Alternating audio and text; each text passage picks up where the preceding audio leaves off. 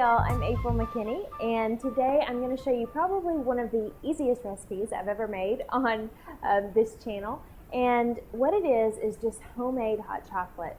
And when I was a kid, I used to love, my mom would keep this little tin that had a bunch of hot chocolates in it, different little packets and flavors, and so I used to really like picking one out and making it myself, which was really difficult and involved pouring the powder in a cup of water and putting it in the microwave. But this is also really simple, and I'm just doing this so you can see how easy it is to make your own homemade hot chocolate. You don't have to get the packets anymore because this is so simple, and you can probably make it with things that you already have on hand. So let's get started. What I'm doing, or starting out with, is 2 cups of milk. You could use almond milk, you could use non-fat milk, full fat milk if you really want it to be rich, whatever you've got on hand. So I'm going to turn this on to about medium-high heat, and I just want this to start to bubble up around the edges, and I'll show you what that looks like when it gets there.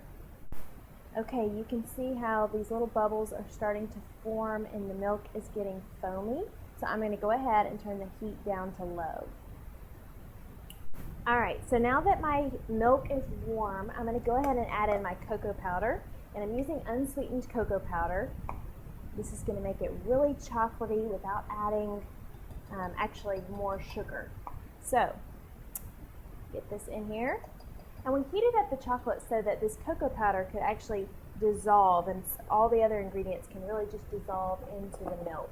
If we didn't heat it up and just tried to mix up the cold milk with the cocoa powder, you just get big lumps of unsweetened cocoa powder, which was not very good.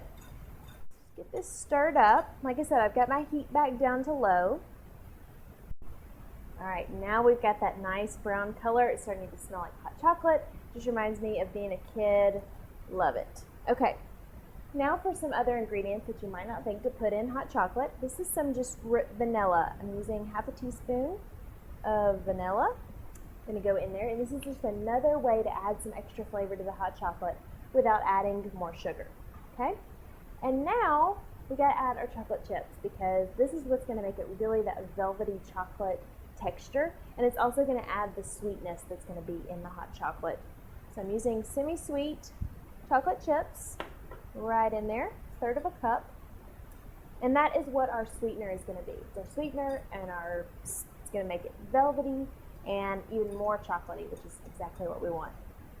So you're just stirring this up, and I can go ahead and turn my heat off. This milk has gotten hot enough where I don't need any heat on it. You don't want to burn your milk. So if it starts to boil or simmer too much, you just want to take it off the heat and dissolve everything from there. You don't have to have it over the heat the whole time. So whisk that up. I wish you guys could smell it in here. And I'm also going to add to this some salt. And it sounds a little funny to add salt, but I always like to add salt to anything that I do that's sweet, because it really brings out the sweet flavors. It makes a huge difference in this hot chocolate. Okay, that's stirred in. And y'all, I'm almost done.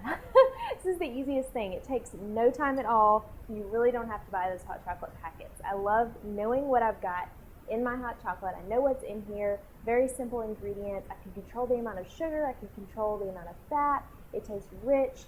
It's way better than anything you can buy from the store, so I hope you'll give this a try. Okay, so what I'm going to do is go ahead and ladle in some of this hot chocolate into my glass here. Of course, usually I would use a mug, but I want you to be able to see how rich and chocolatey brown this is, and you couldn't really do that in a mug. So I'm using this glass. Got a lot in here, and I'm making 2 servings here. On the recipe below the video, you'll find 4 servings. So if you got a family of 4, you can do the whole 4. If you've only got 2 people, you can cut it in half. 1 person, cut it in quarters. You know the drill.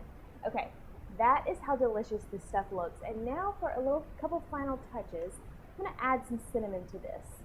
Almost out of my cinnamon here, but I've got enough to just dust the top. Okay, and what this is going to do, it's not going to make it too cinnamony. You don't want to put a whole lot on there, but just enough to where when you bring it up here, you just get a nice hint, a little bit of hint of the warmth of the cinnamon, and it just smells amazing. Just enhances the chocolate flavor even more, which is what I'm all about. And then add in some of our marshmallows, because what's hot chocolate without marshmallows? And that is it, y'all. I think this is going to be a new favorite at your house, especially during the cooler months. perfect for just a cold night, get the fire on, maybe with a book or your favorite show, and hot chocolate. Yum. Can't wait to try this.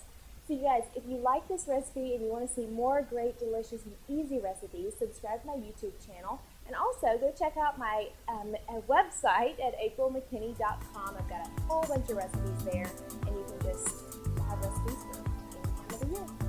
Enjoy!